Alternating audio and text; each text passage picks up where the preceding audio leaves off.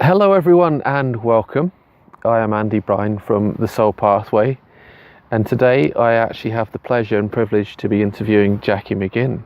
And today within this interview we're going to be sharing her journey and her story, but more importantly her soul pathway and what has really forged her into the person she is today in terms of her journey, her path, and really what's allowed her to transcend in some ways to her higher self. Because your soul pathway is all about that. It's all about breaking free from your old and embracing the new and embracing your true soul as an individual. For those of you who haven't connected with these interviews before, I interview spiritual individuals and change makers from around the world to uncover their amazing journey and story. And today we're actually going to be speaking about narcissism. Yeah. And more importantly, your journey into narcissism and how it's affected you and, as we said, forged you into the person you are today. Yeah, it definitely has, yeah. So before we get started into your journey and story, Okay. tell the audience a bit more about yourself and what you do at the moment.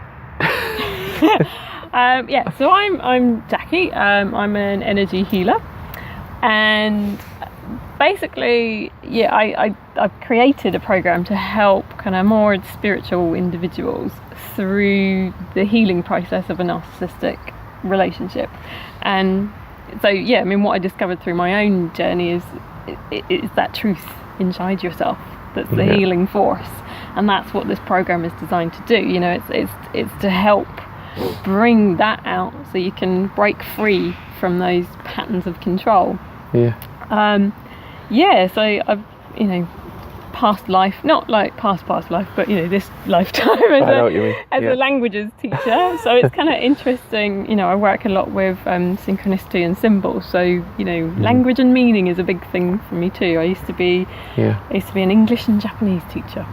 Fantastic. And it was actually in Japan that all of this awakening started happening. So it's been a big influence on what I do too. And what's interesting, obviously, talking about narcissism today, it's quite out there at the moment, isn't it? It is, yeah. Yeah. And more people are becoming awakened to the fact that they're in these relationships. They are. And things they are. That. And I think the more that we share our truth about it, the more that kind of gives people permission to look at their own truth about it. I mean, the number of friends, and just in the last couple of weeks really, that have kind of opened up and said, do you know what, I think I'm in one. And it just seems to be prolific. It's very interesting, isn't it? So we're going to be talking about your journey and story now, in terms of how you've evolved through that, and the start of your soul pathway is looking at your old self. Yes. So tell me a bit more about your old self in terms of your past and your conditioning, and before you started your journey, so to speak, really, wasn't it? Before you. Yeah, definitely. I mean, I was a people pleaser, perfectionist. I had no idea I was a people pleaser and perfectionist, and I didn't have very big dreams. It was all very much within society's ideas of who I should be. And it was all very, get married, have a family, have the house, have the car, 2.4 children, all of that kind of conditioning. And there was lots of fun, but I had kind of hardly any self-esteem. I didn't really like myself. You're very reliant on other people. I mean, one of the lovely things about Japan is that Japanese people are very loving and caring, sort of. Yeah, and they give lots of compliments, which was great to boost my ego, but it's only really touching the surface, isn't it? When you... especially when self-love comes from within, doesn't it? In such a big way. I mean, I feel I've battled with that myself. You can get as many compliments as you like from other people, but until you see it within yourself, definitely. It's incredible, isn't it? Yeah. So you were conditioned in that way to, raise a family, and you know, we look at society, and society teaches us to be that way anyway, and obviously as a woman you felt like you had to fulfill that role, you know. Yeah, actually, like, you know, going back, let's just maybe remember what I was like as a teenager, that I would kind of look at other people and think, oh, so was you. And really didn't see the good that was in my own life. You know, that's how bad my relationship with myself was. And it was by travelling, actually, that you know, that going away from the familiar, and you're able to look back, that, you know, there's like those first little trickles of I'm okay. So let's ask a bit about your beginning of a narcissistic relationship, because I'd imagine that started within that place of conditioning, but you weren't aware of it at that point. No, and I mean, to a certain extent, I am lucky because my experience was pretty mild, and there was distance between me and who I was involved with. But it went deep enough to mess me up, basically. Can I ask you a question there then? Yeah. You say it wasn't deep and it doesn't affect you so much. If I was to ask you, because narcissism can come in many different forms, can't it? Yeah. Would you say, with that respect, that it was narcissism on a more emotional level, and you didn't feel it so much or connect with it so much, or was it more on a physical level, whereas it was out there and you knew it? I think more that emotional level, and the controlling of thinking, and it was definitely like there was this battle going on between people pleaser me and, you know, trying to be this perfect person to get that attention and to get that love.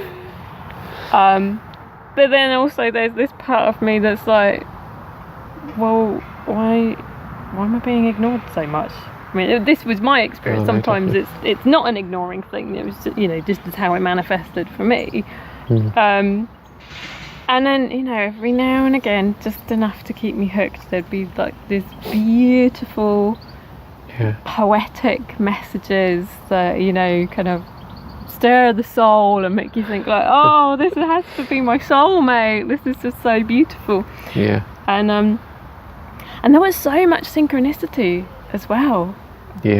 And I think that's the part of it that kind of, when you're stuck in, you know, the Hollywood idea of a relationship, and you're stuck in that old self, you interpret the synchronicity as like, oh, this is the one, this is definitely meant to be. And we're operating out of that programming, isn't it? Operating out of that programming. Exactly. That's all we see in that space. And actually it's a breaking open.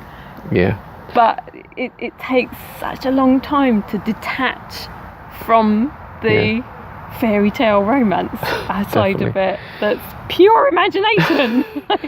So if we look at that breaking open, because that's the next phase of the journey anyway, that soul awakening to who we are, really breaking open and starting to realise, oh, maybe this is what I'm experiencing. I mean, mine kind of, so what with mine, kind of that kind of inner battle between people pleaser and then, but why am I being treated like this? This why over intellectualizing, thinking too much, kind of broke my brain, right? Or broke my mind rather.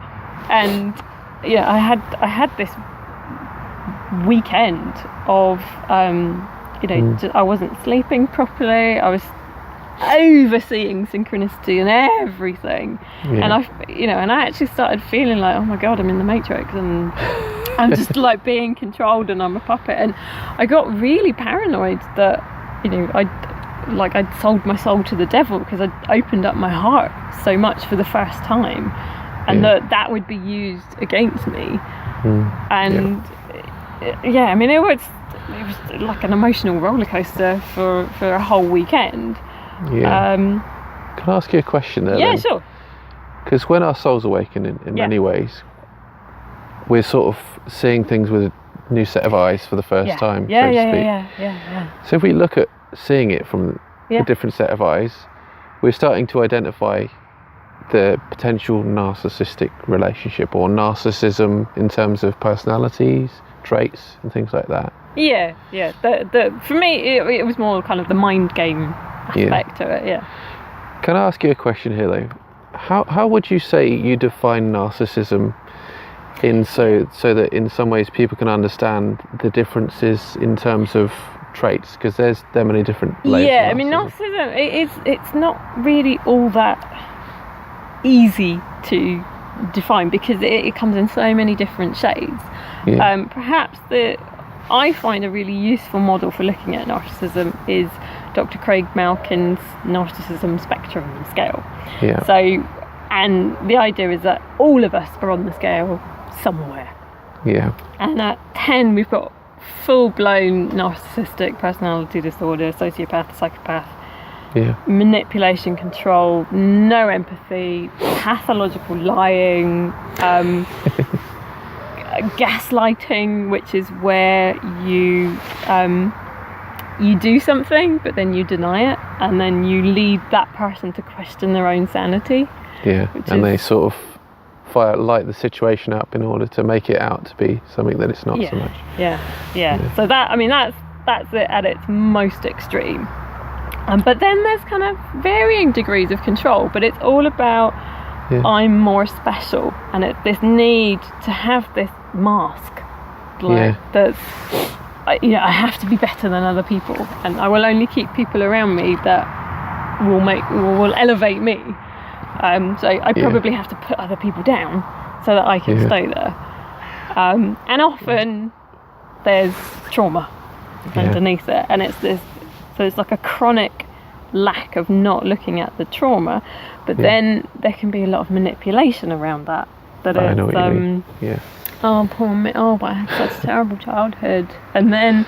Yeah. And we spoke about that, you know, in terms of looking at archetypes and the innocence. As the archetype, they're playing the role of the innocence, you know, and that comes through sometimes. Yeah, and then, you know, it's often like caring, empathic people that end up in these kinds of relationships, and they can see the good and they can see the potential for healing, and they are healers. Definitely. But they're just being manipulated in this, and it's not a genuine request for healing. It's I want to control you. Yeah, so how can I spin this sort of thing? Yeah, so that I don't actually have to go there into the pain. I can just use it to... And like you said, that mask is a place of escapism for them. Yeah. You know, escaping the truth of their own pain and hurt from exactly. Yeah, it's all about escaping. Yeah, it's completely escaping the truth, and it's, you know, just a fantasy world that's created, not based in reality. So if we look at your soul awakening, in terms of how did you begin to identify this within your partner and see some of these? I know you said it was mild, so it might not have been so noticeable, but were there certain things that you picked up? I mean, what it was kind of because it was more long distance, so it was more by email, and actually this person was already living with someone and didn't say that, so it was, you know, it was more, I was like a little toy to play with, basically. And what struck me was like the breakdown. I could accept that as like my soul awakening, but it didn't stop there. There was manipulation going on afterwards as well. And then when we did kind of meet and tried talking about it, it was very much talking down to me, and that little bit of gaslighting that, like, no, you've got that wrong. Because that was one occasion, it didn't do that much damage, and so I mean it was like more of an inner experience for me. The emotional trauma for it. I think that's the worst. Because physically you can go through so much, but emotionally the inward stuff is where everything lies. You know, the shadow is, we look at Jungian's work anyway, the ego, the self and the shadow, and the unconscious self is 70% of our soul, you know, in some ways, and the ego is just touches on the surface. And isn't it like what really struck me? So I mean, I know we're going to get to that in a minute, but Jung was basically my first healer. It was discovering his work that helped me kind of put my shattered self back together. But it was that idea of the anima and the animus, and that, so like, I can never remember which way around they are, but there's a female part in males and there's a male part in females, and it's like you project that onto this person, and that's what creates this experience of falling in love. But also that is kind of the key to opening the unconscious, opening up the psyche and entering into it. I know what you mean. No, it's interesting, isn't it? Psychology plays a very big role in today's spiritual world, spiritual community. But there's so much that Jung brings into it, and the anima and the animus, is very true. The like, you embody much of the masculine, and I embody a lot of the feminine, let's say. But it's about balancing that out. But we'll get to that in a bit. If we look at, obviously, your awakening and then your self-inquiry is some ways that place of denial or not wanting to see the truth, because we push it away, or we want to see it for what it something beautiful and amazing. I think for me it was a very unbalanced weekend, but actually that synchronicity,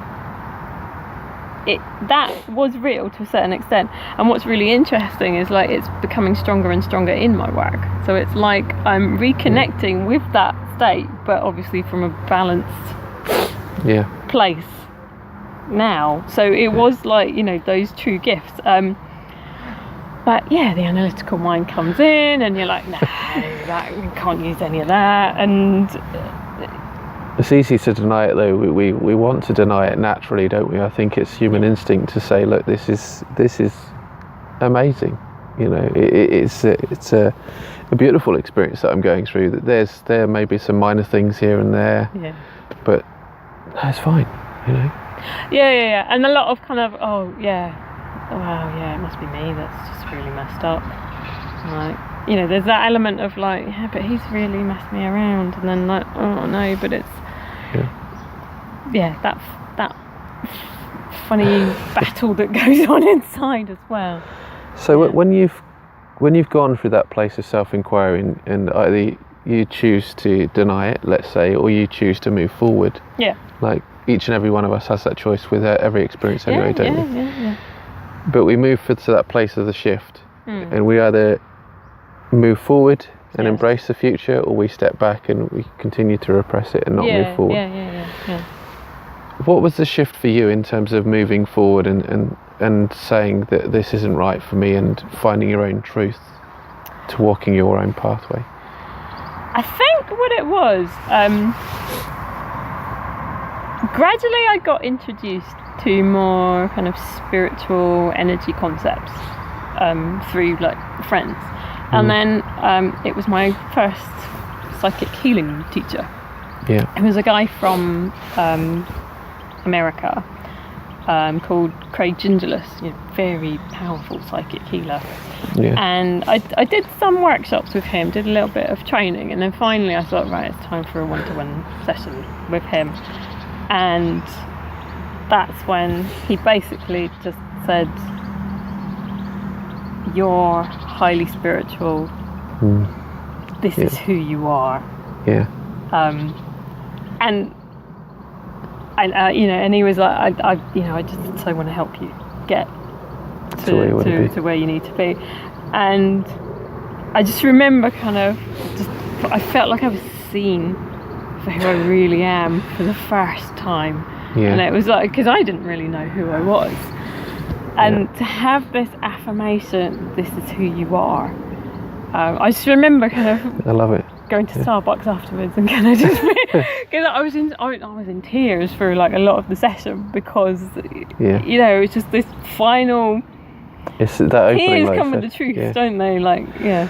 Oh yeah, that release is quite heavy at times, but when it's released, wow, it's so blissful. On the other side of Oh, it, yeah. So I just remember kind of like having, you know, so it was like that cathartic experience, and then sitting in Starbucks with my whatever I ordered, and just being like,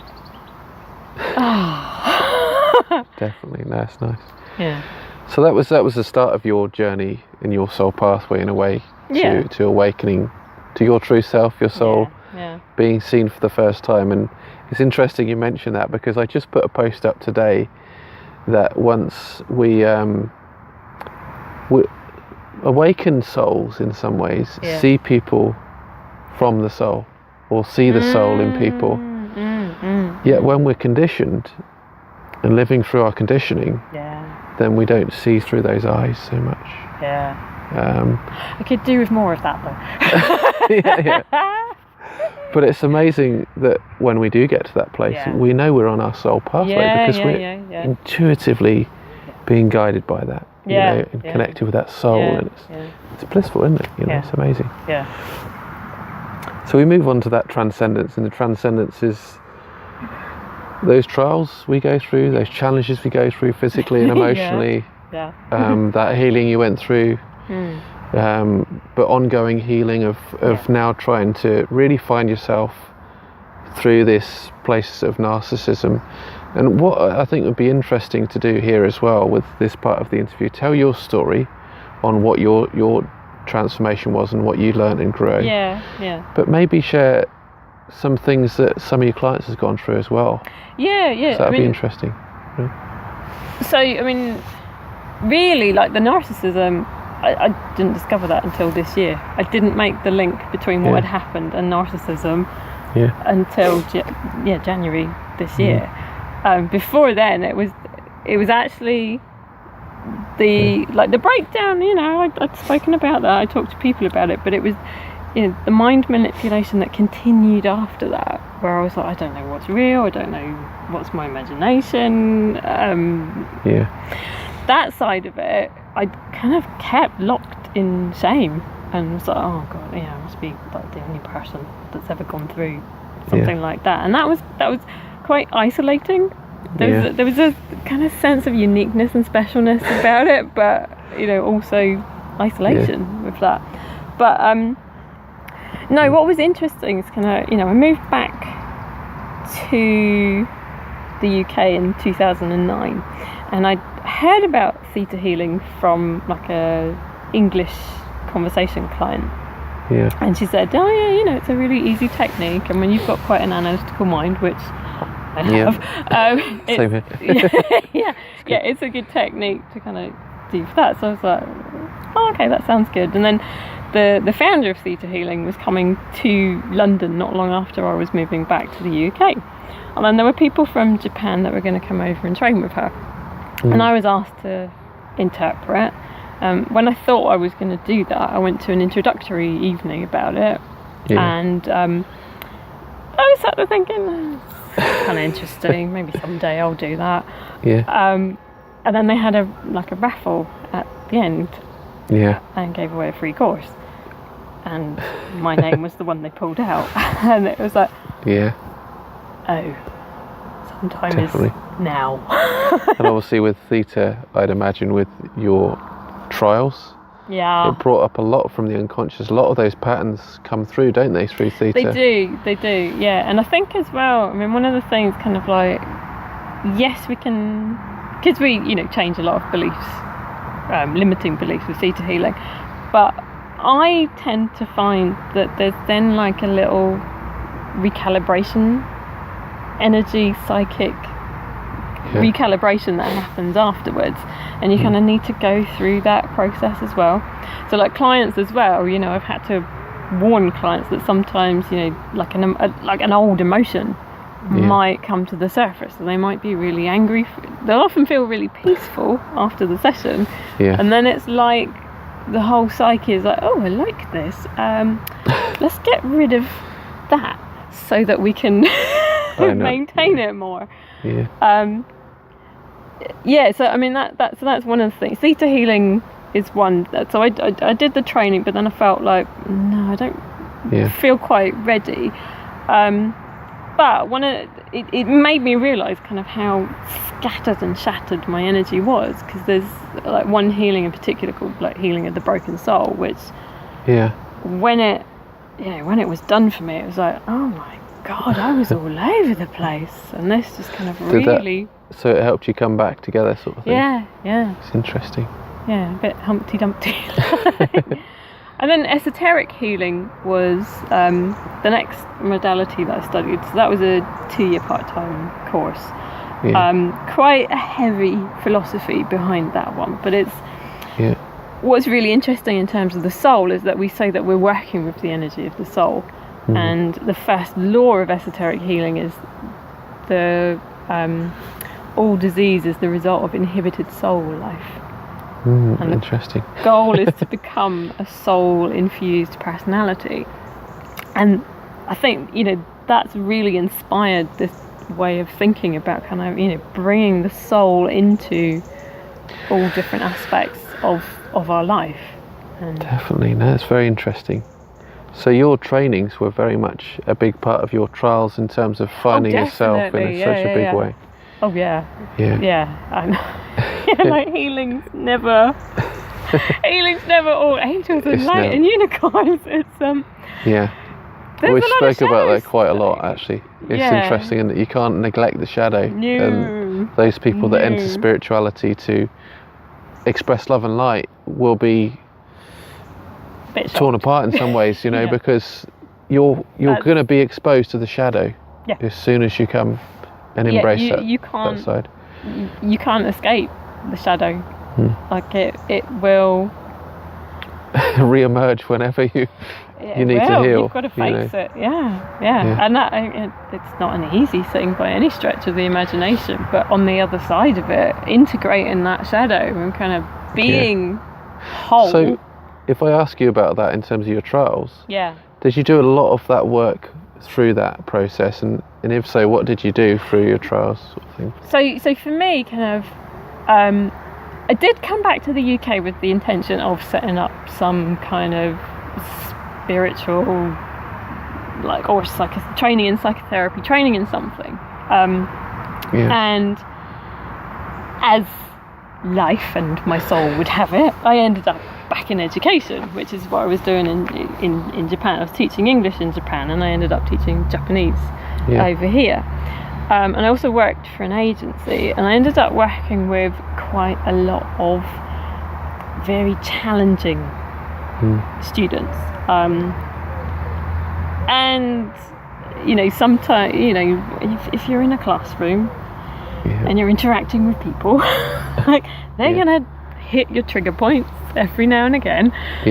And especially working with kids in care, they are psychic. They know your weaknesses. They will find your shadow, and they will use your weaknesses against you. And so it was just kind of like, okay, let's go in. They've brought this stuff to light. Let's deal with it. Let's work with it. So lots of journaling, lots of changing beliefs, a lot of healing. Just so it's just kind of every time I was triggered by something, every time I felt angry or I felt resentment, it was just let's go in and sort it out. Healing. That's good. There were times when it felt like it was never going to end, but now I'm very grateful for it. So that brings us on to unification anyway, in some ways, because you're working through the shadow stuff, you're allowing it to reintegrate into yourself as an individual, although it's always a dance with the shadow anyway, I believe. It's always, but once we've healed a larger aspects of it, then it's more of that light dance, sort of like play and sort of there you are again. Okay. Let's work with it just lightly though. But we've always got things to work through, haven't we? Otherwise we'd be dead. But did you find that there was a place for you where you did find this unification of self, integration? Do you know, I actually think it's happened quite recently. And it was, I started writing a book on narcissism kind of as soon as I realised that, oh my God, that's what that was, that mind manipulation. I started researching, I started talking to people, and I started writing a book about it. And my first draft was pretty crap. And that's the feedback I got on it as well. But it was because I was avoiding the shame. So the shame of like the manipulation that continued to happen, I allowed to happen because I was so in it. And it was only when I kind of went into that shame and accepted that really it was like, okay, I can step into me now. And I think that was the unification part. And it does feel like it feels like before that I was always holding back a part of myself. And now it's like I don't need to hold that back anymore. And I know there are people that go through far, far, far worse narcissistic relationships that really are dangerous. But I guess, for my soul pathway, I just needed enough of a taste of it to trigger my own awakening, and then to be able to use that as a foundation to help others. And obviously, do you feel now you are living from your higher self a bit more? Obviously, by that guided intuition and stepping away from that people pleaser mode and saying, look, it's good to please. It's always good to please, but it's important for me to be me and say it's important for me to take that self-care. Am I kind of keeping myself small and not sharing my gifts as much as I can? Because of the people pleasing and the shame that's keeping the people pleasing in place. Definitely. Well, I love it when you come back together again. It's this incredible feeling, that's quite unexplainable, but it's explainable at the same time. You can explain some kind of emotion with attached to it, but it's just this bliss that is just and a liberation. Being at one. I've felt it at times in small glimpses, and it's felt beautiful. It's just felt amazing. So if I was to ask you about your work today, and your soul pathway today, what is it you do today in terms of your work in regards to narcissism? Why do you do the work that you do, but based on soul journey and path? I think for me, kind of after that weekend, actually during that weekend, I had an amazing friend who was with me. She could see that I was gone, and she was trying to pull me out of it, and also respecting me at the same time. And what she taught me and what that relationship taught me was she let me speak with, there was no judgment. She didn't give me any advice. She would just let me speak. And when that's a powerful place, because I noticed that I would find my own solutions. In the absence of judgment or advice, it's like, okay. And you get all of those ahas by having that space to express your truth. Definitely. And then what I noticed as well is I was a bit obsessive about kind of emailing. I was just addicted to this weird relationship that doesn't exist. And I kept emailing, and it was an addiction, and I couldn't stop. And what woke me up was I looked at one of the emails I'd sent and was like, that's me trying to talk to me. That's not me trying to tell him anything. It was, another way that my truth was trying to be heard. Reflected back at you. Very interesting. And I think, that idea that there is this truth inside, and it's healing, and it's empowering, and it's the core of who we are. That I just know and believe that so strongly that's the foundation definitely. of what I do. Yeah. So I mean, I use all different techniques. One of my favourite tools is oracle cards, but I like to use them in a way of